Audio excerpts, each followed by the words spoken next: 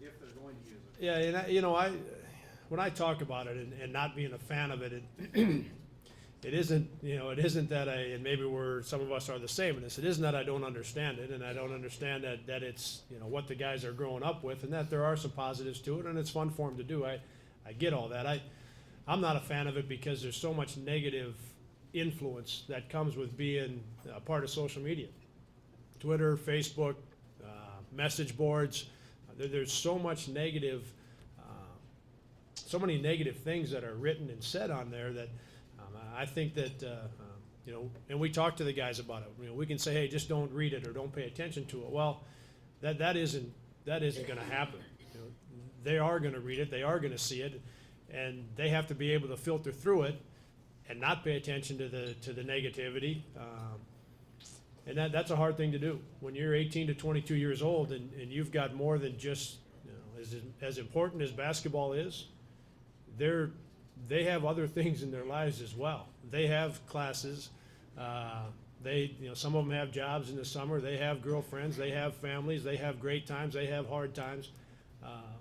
And I think people forget that.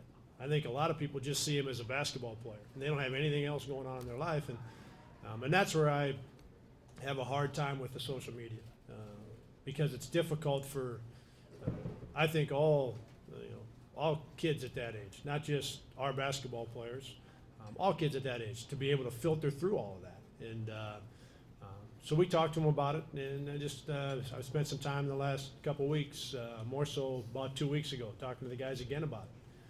Because as soon as you lose a couple games, and those people that like to be negative, and they're right out front, talking about this guy or that guy or why you did this and why you didn't do that, and I just don't believe in that.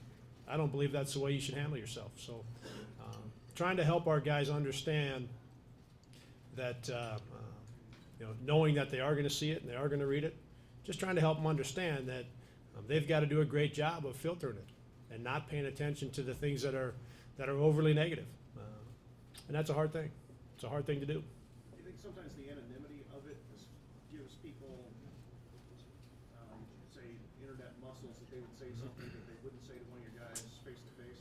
Yeah, I suppose that's part of it. I just think it's more the day and age that we live right now, because it's been around long enough that that's what people have grown up with, and there's so much of it out there that everyone feels like they can just say whatever's on their mind, good, bad, or indifferent. And I just think that's the day and age that we live.